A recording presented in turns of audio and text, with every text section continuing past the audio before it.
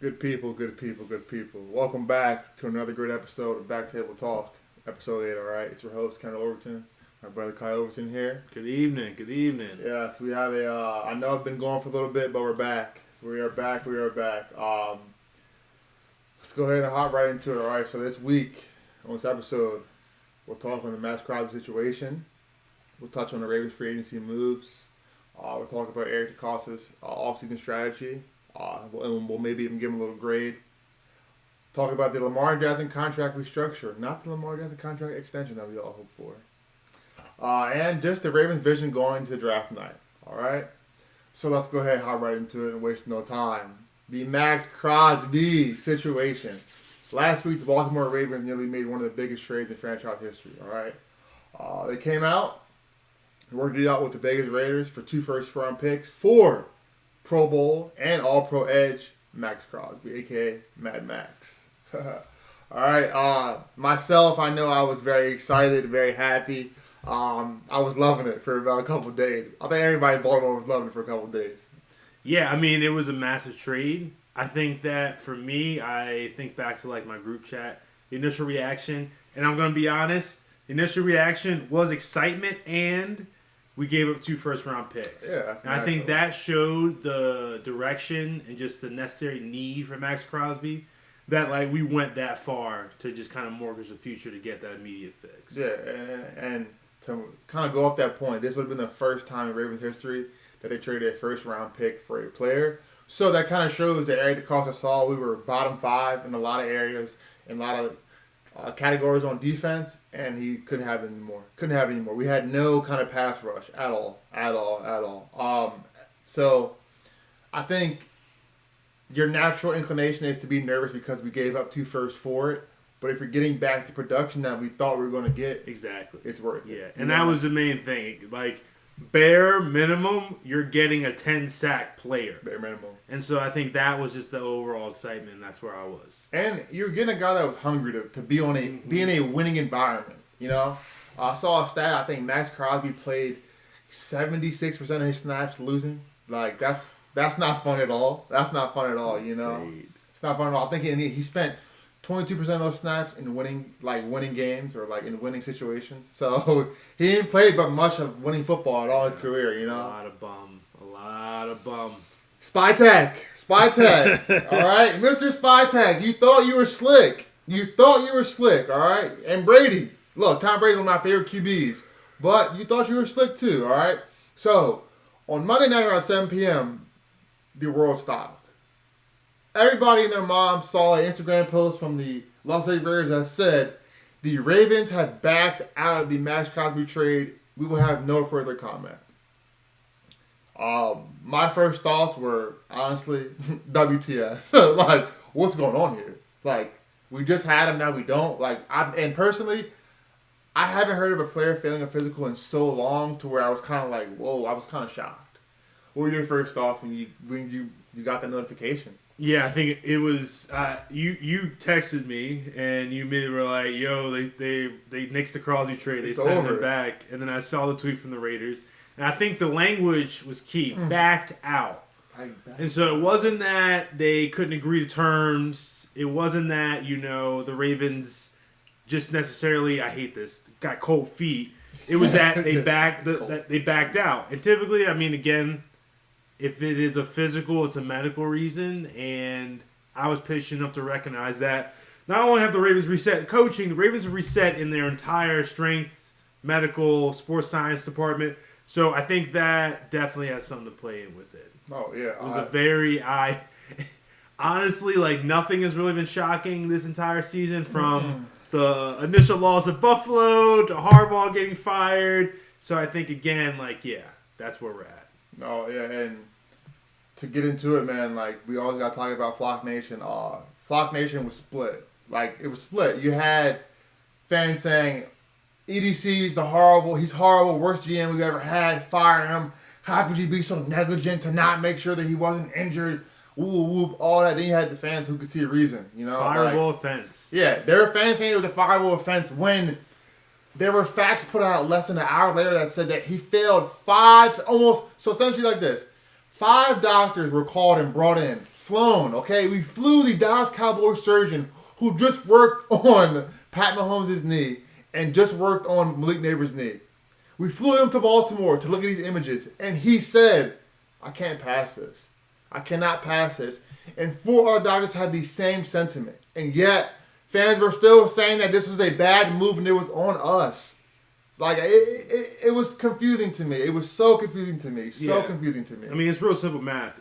With you sending 2 first-round picks, you immediately have to go to, like, the opposite end of the spectrum if it was to go negative, right? Yes. That means that if Crosby is not ready for the start of the season, or he maybe isn't ready, spends a little time on the physical need to perform list at the beginning of the season, and the Ravens start out slow, we don't start out on the right foot, and it may happen because we have a first-year coach, right? Again, EDC's he's even more in the hot seat, and you don't have that first-round capital that we are clearly now we're having to rely on and bank on to reset. So again, I think the general manager's job in those situations, like what he gets paid for, in my opinion, is to act in the club's best interest when presented with a conundrum of roster, risk, and then also future investment, and that's what he did. I think, again, I would have been extremely upset, as would every single Ravens fan. They would have been on his doorstep, would have driven up 83, got off at Hunt Valley, gone up, knocked on his door, if Maxx Crosby was not ready to start not only camp, but if he wasn't healthy to start the first game of the season. You have to think about it. You have to think about it from a risk versus reward. And yes, would he maybe have been ready this season? Maybe. Potentially. Would he have been ready to go by week 4 or 5? Yes, most likely. And could he have had a great year for Ravens? Yes, for sure. And I think, again, when you look at the potential risk of him maybe not even being ready to be cleared by camp, you can't sit there and say we gave him 2 first-round picks. When I found out that he got off crutches a week ago, I didn't really want to hear that. I'm like, so a week ago you just got off crutches? Yeah.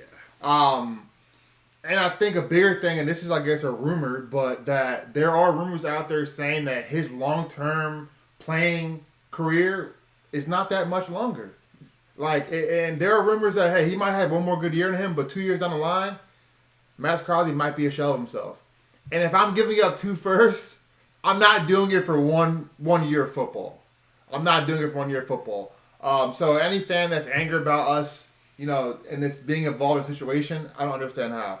EDC clearly tried to make a move to get better instantly, and it didn't work. It didn't work. But being that, and I'm going to say this because I've been very critical of EDC, being that he is a good GM and he always keeps the club's best interest at hand always first, he didn't sleep at all that night.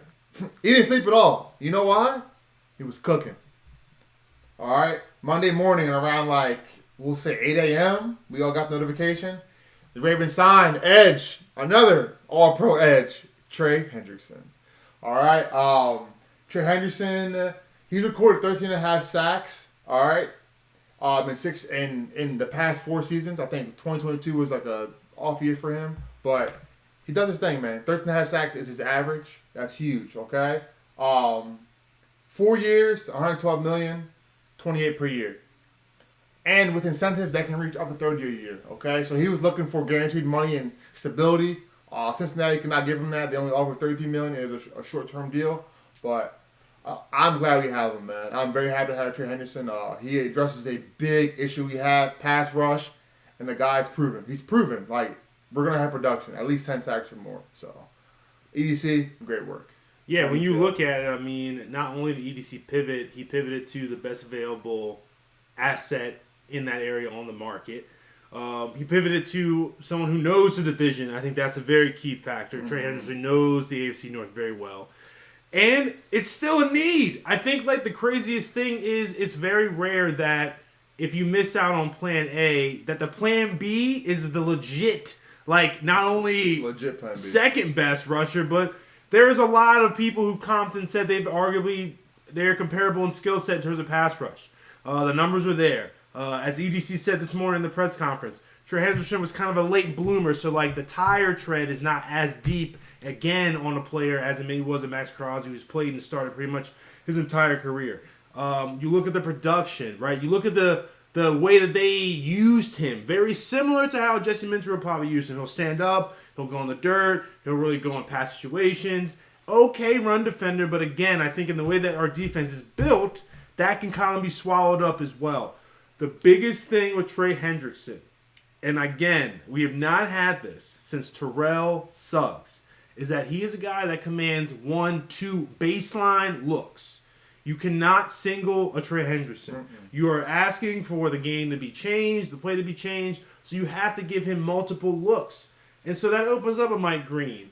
That opens up a potential Tavius Robinson. That opens up a Mads if he comes back. That opens up the rookies that will add to this line. So again, I think his impact in terms of just being like a straight up number one pass rusher is massive. It's huge. Yeah, it really can't be even like you really can't even put it into perspective when we saw what we saw last season. No pass rush really, like a non-existent pass rush. But I love the move from EDC. I love the move. I think it's clear to me that he's about winning right now. I don't know if it was Harbin in the ear or it was his own kind of strategy, but the Ravens are a very good draft and developed team, but I feel like at times in the past, we leaned too much on that to get better instantly. All right?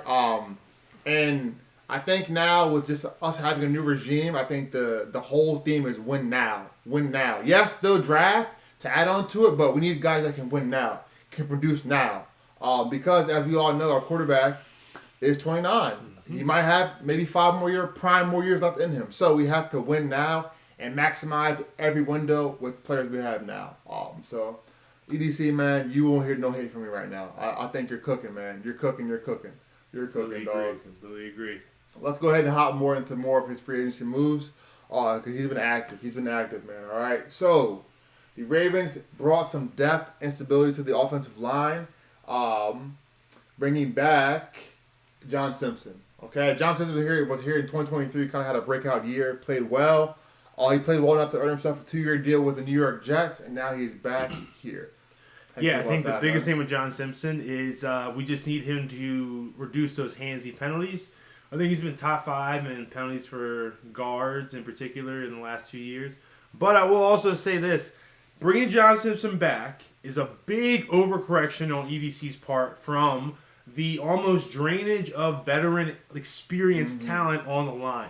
If you think back to 2023, we had, I think, three guys. Makari, Zeitler. And Simpson and Moses as well, too. That was veterans. Veterans on the line who departed after that year to go start somewhere else. And we've been on youth the last 2 years. It's clear EDC is recognizing that was not the move. Right. So bringing in Simpson is good. It's really good depth. And I'm really excited again with this run scheme that we're getting ready to bring in, this multiple run zone, this very varied system. I love the variety of bodies we're bringing in. Simpson's a little bit more of an athletic guard. Can really be rangy, can really get up, and so I'm excited. I mean, it's clear we're bringing in guys that can move, that can pull, get athletic, get outside. That's the clear thing right now because I think last year we had too many just slow guys on the line. Warhop liked big. Yeah. Warhop liked intimidating physical guys. Specimens. He liked specimens. And so when you look at Warhop, that was what we liked to bring in. That's why, he who should not be named really loved was entrenched there. And so I think now what you're seeing with Ledford, and you can really even go back and look at some of the Falcons tape, range, athleticism, a lot of pulls, a lot of zones, a lot of verticality in the run game and using leverage. So we'll get into that more a little bit later when we talk about the tight end. But I'm really liking what we're seeing from these line additions. Our next addition, Jalen Hawkins. All right, great addition. Safety Jalen Hawkins from the AFC champion New England Patriots. All right, he started 15 games for them last season for a great Patriots defense. He also was top 12 in PFF graded for safety, so that's a very good pickup. Very good pickup, man. He's gonna be like that third safety, so he'll probably sit back deep with Malachi, kind of be those outfielders while Kyle's up there being a game breaker. I love it. We saw it happen in Seattle, saw it happen in LA. It's gonna happen here next. I'm excited for it, man. Yeah, I would expect Kyle to be playing really almost like a linebacker rover this year, heavy. Hawkins had a really good year. He bet on himself. Had a really good postseason with New England. My expectation is that Hawkins is really going to allow Malachi Starks to play more of that quarterback role back there and really man that deep safety. It also puts a lot more versatility in Marlon Humphrey's role.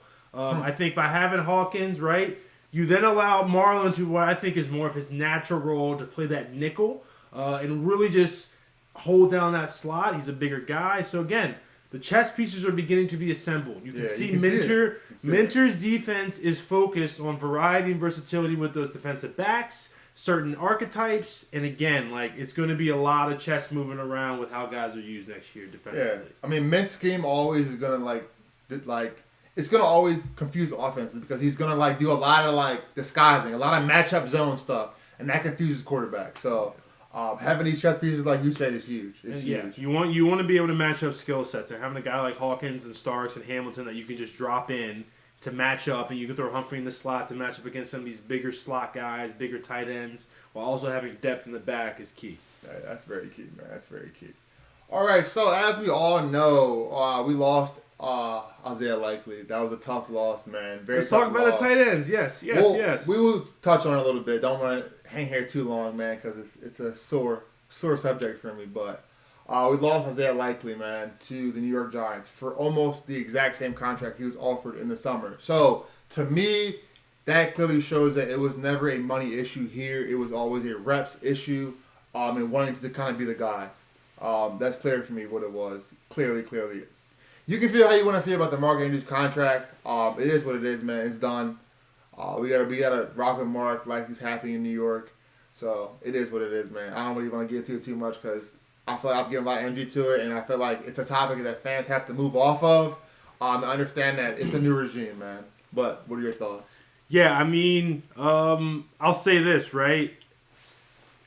Isaiah Likely's best season, when compared to Mark Andrews' worst, I mean, the decision makes it for itself. Good luck to him in New York, and I look forward to seeing how the Ravens replenish a room that they've always been able to keep high talent, high value, and I expect a big year from Mark Andrews next year. Yeah, man. I was talking to my. And shout out Charlie Kohler. He got paid. Big shout out Charlie Kohler. Paid, man. Everybody right now, focus in. Because when you look around the league, in 3 years, Charlie Kohler will be a top 10 tight end in the NFL, and I guarantee I say that's with a caveat. If they use him in more of a pass catching role, absolutely. Because if he gets he needs 10 targets a game. 5 to 6 targets a game, that's 5 TDs. Easy. Yeah, no, Charlie's nice. Charlie is nice. And Charlie's a guy that kind of, again. And also, you look back at Derrick Henry. Look back at some of Derrick Henry's biggest runs, biggest TDs. Kohler's right there. He's either right there in the muck making a lead pull, but he is right there. Key guy with a lot of those outside zone runs that we were doing this past season. Now, I will say this, and I've been saying this for who knows how long. We mentioned 3 tight ends. Likely is the best out of those 3. That's clear. Man, Potential is out of he's up there with my man Dart. For me, it's like I get it. It didn't really hurt me because I knew the business was gonna always get in the way. Once Mark Andrews put pen to paper, I knew the business was done. I knew what had happened. And it is what it is, man. It sucks. It sucks. But I have a lot of faith. ADC to replenish that room in this draft. I think this year the NFL Combine had a historic 18 tight ends invited. So it's a very deep draft. We're going to be able to replenish and maybe get a guy comparable or who knows, maybe even better than what likely could have been. All right. So fans, look, I know it hurts, but just trust EDC and don't be the fan that's like he can't draft. No, the guy right now is putting on a master class of how you keep an organization afloat. 11 keep picks. Organization keep 11 moving, picks. okay? We got 11 picks. We are moving forward in a way that I think I've wanted to see for a long time. We are taking swings, and we're not afraid to strike out. We're not. Because you know why? We'll pivot and make a move. So I love it, man. But back to tight end room, we have signed Durham Smythe from the Chicago Bears.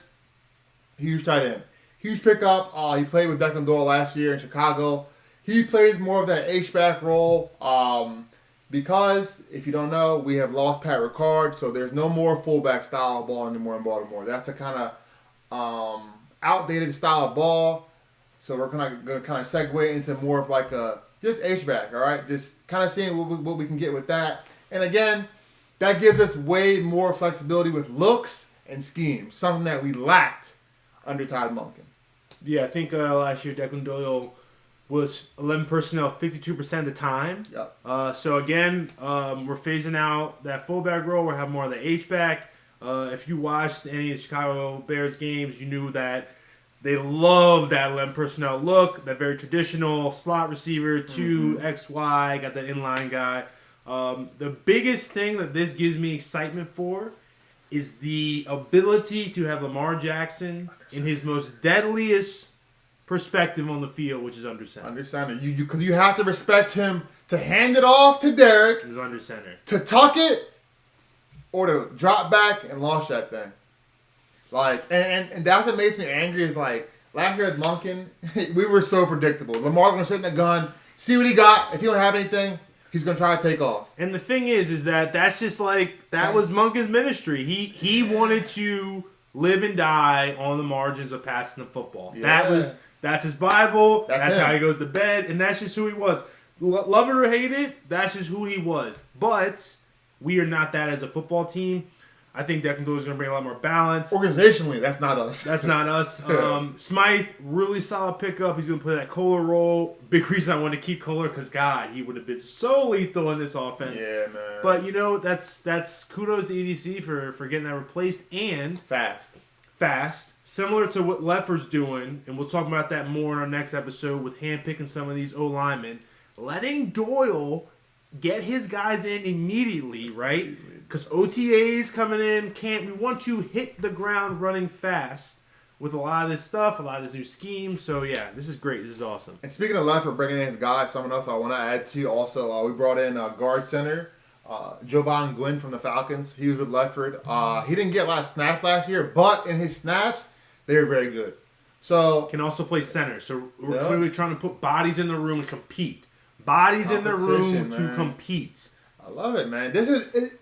If you're a fan, this should be music to your ears, man. Like, it's something new. We have competition. We have life, bro. We have life, man. Like, this is great. This is great. What else do we need? Do we still need to add? Yeah, so we'll talk a little bit about it more later in this segment, but there's still a few little holes, right? EDC came out today. It was very clear that they're going to continue to make the mid-level splashes, fill in these roster spots. Currently, we sit with, I think, about like $60 million cap. We look in a good place. There's a few needs we have here, but listen, man, 11 picks in the draft. We got some good cap room. We're going to be it's going to be a competitive year for these old linemen. It's clear that he is recognizing the ill of his ways. He understands that this year with this offense, we need a competitive offensive lineman room. So, yeah, I'm excited to see what that brings. Comp, man. I love the comp. Because what I saw last year on that line was not up to Ravens standards. So it has to be better, and it will be better. And any Ravens line that is not putting out Daniel Falele at one guard spot and Andrew Voorhees at the other is better than last year. Absolutely, man. All right, let's get into it. Eric DeCosta, all right? Man's been working around the clock, man, all right? Ravens fans have mixed opinions about him. That's just fair. Some are on the fence. Some are like, he's the best GM in the league. I'm somewhere in between. You know, like, I think he's a great GM, but I also think that he has had his shortcomings. But I think he's realized that his shortcomings have cost us, and now he has to do better. And I have been seeing great things. Nothing but great things, all right? So, for me, if I had to give him a grade so far on this offseason, I will go ahead and probably give him a B. All right, which is, you know, he means that you are doing good. I want to see more. You're doing great work, but do more of that great work and keep the bad work away. I'll give him a B. What would you grade his offseason so far? Yeah, I'm gonna give him a C+. Okay. I think we got a lot more work to do. I think the draft, where guys are gonna fall to us at 14, is gonna be crucial. Yeah. I think I'm leaving it right at a C because I think the draft is gonna play a lot to my finished grade. Okay. We still have some holes we need to fill, and I'm very curious about what EDC does with this draft capital going into the draft to see, because in my mind, very similar to when we got Kyle and we got Lindy, this is the year where you can see if you can get another one or two. Can we get another first? Can we get another second round pick to really leave this first 3 rounds with like 2 starters? Yeah. If we leave these first 3 rounds this year with 2 starters, yeah, we're moving. We're moving and shaking. But so yeah, I want to see what he does in the rest of free agency. I want to see what he does with draft capital and does it at 14 as well. Yeah, man. I kind of agree.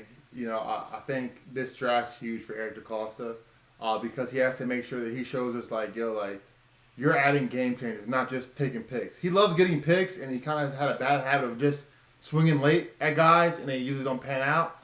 But he has to make every pick count this draft. Yep. Every pick must count. Every pick must count, man. I also want to see some added secondary depth. I think there are a lot of great DBs in this draft that I think we should look at. No hate to Marlon Humphrey, but he is getting up there in age. I hope he has a bounce back year, but there's no guarantee. So I think there's needs to be guys going in that room to compete, to learn, and hopefully maybe start one day, all right? And also, I'm looking for a big year out of Nate Wiggins. It's time for a bounce-back year. I think he had a great rookie year, but this year I think kind of scheme and just – I think he got a bit complacent. I think with just like using his speed a little too much. I think he needs to focus more back on his technique and just lock in. Lock in, man. I think he fixed his tackling issue that he had his rookie year this year. Had like 70-plus tackles, so that's great. But I want to see better coverage and not getting burnt up. Not getting burnt up, man, because you're too good to get burnt up. I'd agree. I think a big reason they brought Mickens in was to develop our DB talent and really get them sound. I think what Jesse Minter has been consistent about is that if you're a talented guy, they're gonna get you to reach that talent. Yeah. And the way we're doing that is through consistency of the fundamentals and getting you in good spots to play good football. So a guy like Wiggins, we know his talent, we know what he can do, and I believe, very similar to another friend of mine on offense, number 7, with the right development, we can see that full potential. Yeah. So yeah, I agree with you. Yeah, no more relying on the speed. I want you a sound corner with that speed's in your tool bag, but technique should win you out. And I would say last thing, I don't want to see him in no more 10-yard off man coverage. Like either put him in zone or put him in press man. He's not, and this is no hate. Some guys are like instinctual guys, okay? Like if you're gonna react, I want to do it right at the line, not 10 yards away, because then you already have a head start on me. Mm-hmm. So that's scheme stuff, but I think they'll all fix that pretty fast. I have a lot of confidence in our secondary now because Minter, that's his specialty, and like you said, bringing in Mickens shows that they're working to develop guys. Technique, understanding scheme, making tackles, knowing where you're out in the field, knowing down distance, stuff like that. I think that'll be emphasized just with them coming from college and knowing the development trait is so big in college. They'll bring that to the NFL. I think it'll be fine. Yeah, that defensive coaching staff is a unit. I think when you look at what he did, it is expertise at every level, at every spot. And we got a bunch of coordinators in the room, essentially. Yeah, so when you have that, you have solution-oriented thinking consistently throughout the building. And that's going to translate to players. Mm-hmm. And on the field, they'll play faster. They'll play together more. They'll collaborate more to figure ourselves. When we got into problems last season, it seemed like guys were just trying to either figure it out themselves. There was no solution-oriented team mindset. With this defensive coaching staff, that's just the goal. That seems like to be the goal. So I'm very excited to see what he does with guys like Wiggins, guys like Tampa, guys like Teddy Buchanan, guys like Peebles, guys like Trent Simpson, really seeing if we can get their full potential. Because, if there's a world where a Trent Simpson can replicate the kind of rush ability he had in college and give us 5 to 6 sacks, yeah, I'm all for it. Let's do it. Yeah, no. So, I have no doubt that Minter is going to bring the best out of these guys. Like, that's what he does. Like, that's why he brought him here. So I'm very happy about that, and I'm very confident in his abilities to do that. All right? So, let's get to everyone's favorite topic in Baltimore, all right? This topic has gotten people fired from networks, all right? It's got people fired from networks, okay? Lamar Jackson's contract. Shout out JLC. Shout out JLC, bro. Lamar Jackson's contract. I'm going to say this too while we're on JLC. On this pod, all right, when it comes to Lamar, we do not speak on things that we don't really know about, okay? And I will never, ever speak for Lamar Jackson because he has no representation, all right? So, for all the Ravens fans, okay, do not listen to rhetoric if it's not coming from Lamar Jackson's mouth, all right? Disclaimer. Back to the topic. So, Lamar Jackson and Eric DeCosta were not able to come to a contract extension on Wednesday, okay, by 4 p.m. But it did leak, all right? That, they restructured his deal and created $40 million in cap, okay? It's not the restructure we all hope for. It's not, but it did give us flexibility to make moves, okay? What are your thoughts? Yeah, look, man, I expect an extension before camp. I think I told you even going in the fall that the man just wants to, always be considered not only in stature but also fiscally as the best quarterback in the NFL. Yeah. We got like 4 or 5 deals that may drop between now and the beginning of the season if teams, as they've looked, are getting their ducks in a row. There's a world where you may have a team like the Texans make C.J. Stroud a higher paid quarterback than Dak Prescott. I know that sounds wild, but that is just how this market falls. So when you look at Lamar Jackson, you look at where he's at, you look at that ironclad contract that he is on, all of the leverage in his power to just sit and see how it plays out. I also think as well, too, with Lamar Jackson, and I think to your point, what people have difficulty separating is the business aspect and then the commitment to the team aspect. In my mind, Lamar Jackson is extremely overly dedicated to winning the Ravens a Super Bowl and will forever do that. A quarterback would not have done this move if he was only focused on the money. He would have said, nope, I'm good. I'll take my money now, and I'm fine. He converted it. He took a little bit more now. Yes, the cap hit is high next year, but he did that. He's making $1.5 million this year, guys. Yes, to make the team better. So, again, I do not think he is going anywhere, but what I do think he is doing, and again, man, like the cap's going up. It's going to keep going up. We see that players are now being pressured to play 18 games. Like, this is just the way that this is all going, So, I totally expect Lamar Jackson to sign an extension with the Baltimore Ravens before training camp. I totally expect him to be here for the next 5-6 years. And it's not a question to me whether he's going to be the quarterback of the Ravens. So you made a great point, just kind of saying he's probably waiting it out. I had a good conversation with my boy Swanee today, my fault. We talked just a little bit about Lamar. And he brought a great point up to me I didn't really think about. And I look back to 2023 when the deal got done, and it was Lamar loves – he knows that he's the best, and also that checkbook got to also show that he's the best. Last year, he waited for Jalen Hurts. Not last year. Last contract extension, he waited for Jalen Hurts' deal to get done and just upped about $5 million, okay? So I think what he's doing now is no quarterback really signed this offseason so far. That's a big deal, a big number. Lamar probably wants to be at, if I had my guess, probably $65 million a year. Maybe he wants to push for $70. And if not that, he probably wants at least $250 guaranteed.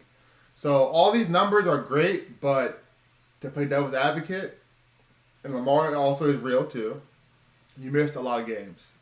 And I think for money to go up, we got to see you be on the field a little more. And for money to go up, Lamar, we got to get back to the AFC Championship. That's got to be like the floor is the AFC Championship, all right? But like you said, he's not going anywhere. Lamar's not going anywhere. He wants to be a Raven for the rest of his career. I think all he's doing is just waiting. I think Jane Daniels' contract will have a lot of say in this market whenever that gets signed, probably next offseason. Caleb Williams' deal, too, a lot of say in this. And Bo Nix's deal, a lot of say in this, okay? And a Jalen Hurts extension, which people are forgetting about, will have a lot of say in this market, okay? So I think Lamar just sees that, and he's just being patient. He's just kind of being patient.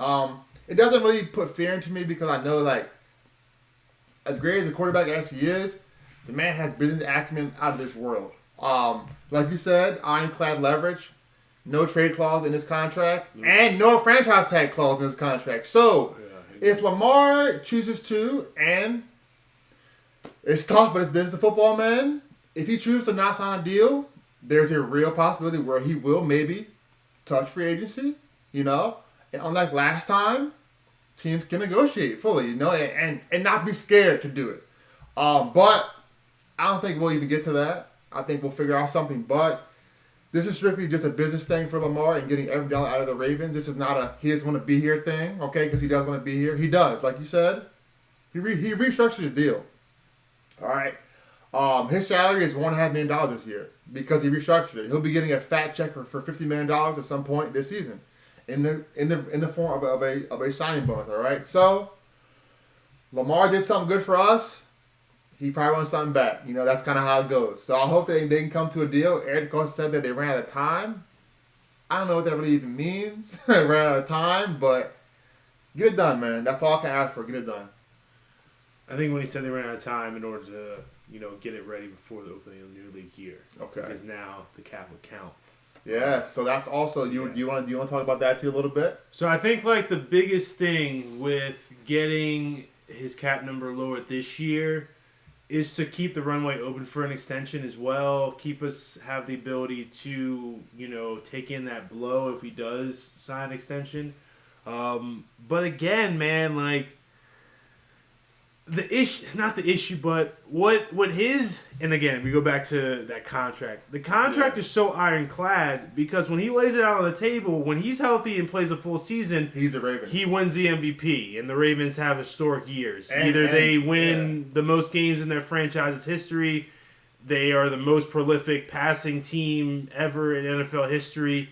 Or he throws for 4K and almost runs for 1,000. Yeah, so again, I think his leverage is insane in this situation, and also on the Ravens side. Also, this is the best place for him so far, clearly in the NFL. And what quarterback can say out of his almost 9 seasons as a starter, he's had one losing season, bro, with a missed field goal that would have not this would have been a. He's always been in contention. We've always been there. So I think again, It's a very simple thing. Winning cures all. Mm-hmm. We need to get off to a very good, solid start. Not even in the season, but in camp. We got to just be on a good rhythm. I know everyone's going to ask about this, but hey, it's voluntary. They put the workout bonus in the restructure. $750. So it's up to him. Yeah. New offense. You heard Declan at the presser. You heard Minter. It is what it is, and we expect it to be what it is, and so we'll all be there. You also heard Eric DeCosta at the Combine. Yes. He said, hey, Lamar's a 2-time MVP. I don't question him getting ready for the season. He knows how to do it. He's a big boy. Yes. That is what I wanted to hear from Eric DeCosta, because too many fans out here act like Lamar Jackson, and I'm not hating. It's not hating like he's Malik Willis, okay? Malik Willis is a good quarterback, but he needs OTAs, okay? He needs OTAs. He's on a new team, a new franchise. First time starting. He needs OTAs. Not a 2-time, 3-time All-Pro quarterback, okay? Yeah, we'll be if he wants to come, great. If he doesn't, great. I could really care less. Optional training activities, all right? Again, optional training activities, okay, guys? Read it, hear it again. Optional, all right? All right, so let's hop into this. We're back. The Ravens had their pick back. I was a little bit out of sorts. Like, whoa, no first day watching for the draft for Kyndell. I was like, bro, I can't. But we got our pick back, man. Fans are all over the place with kind of where they want to go with it. I probably sent you 25 different guys in the past month about where we should go with it. I'm torn. As of this current moment, if it's possible, I would love to get Ruben Bain. Ruben Bain's the guy that he just fits that mold. He fits that mold. I hope we can grab him, but I've been hearing talk that he may not get out the top 10.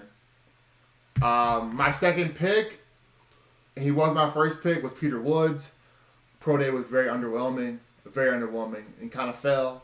And my third choice I had was Caleb Banks, who now has a broken foot, and will now be ready. He'll be ready in June, but I'm not the biggest fan of big guys and feet injuries.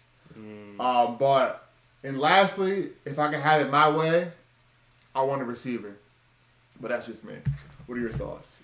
Yeah, man, I think at 14 is a phenomenal spot. I think, if my memory serves correctly, we've grabbed Kyle Hamilton there. We've grabbed Haloti Ngata there at 14 as well.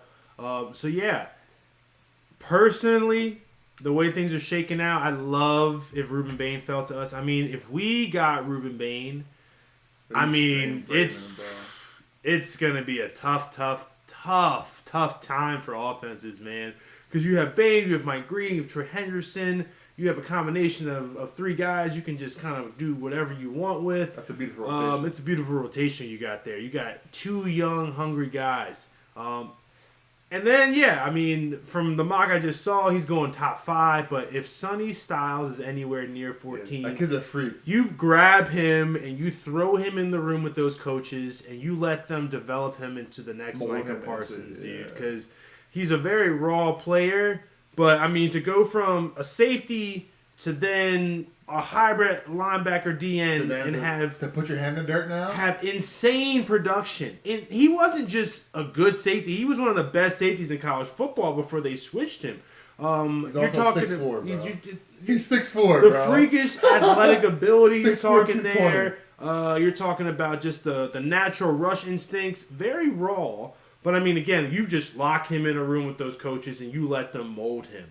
And then, yeah, I think probably my third player would... It's like a tie, I'd say, between Big Ioga and then, yeah, Kenyon Sadiq. I think Sadiq... I like Sadiq a lot, Sadiq is interesting because... Ooh, I like him a lot. Sadiq, I think, is a souped-up version of Kyle Pitts. You're not going to ask him to really do more of the traditional tight end things. My boy Rob hates that because he's like... If you're over 250 and you can't move and wiggle, you're gonna get in line. But Sadiq, he can move and wiggle. My worry is that if we took a tight end at 14, what that really says for the rest of the tone of the draft, because it's a deep tight end class. But yeah, man, I think you go Bain, you go Sonny Styles, and you lock the hatchets. To those saying that Teddy Buchanan, if we get Styles, no. What I'm thinking, if you get Sonny Styles, it's a clear message to Roquan Smith that we're not off you, my friend, but it's either you return or we're moving off you. Because, I think that's just how we got to move now, especially in a draft full of young, hungry talent. I would love Sonny Styles, but he's not making it out of the top 5. Yeah, I don't know. Especially with the way that the Titans have been moving, I really don't see him falling past the Titans. Yeah, I think, New York's at 5 or 6? Yeah, there's no way he's well he won't fall past John. But I do love Sonny Styles. I also like Arvell Reese, the other linebacker from Ohio State. I'm fine with either of those backers. Fine with either of them, yep.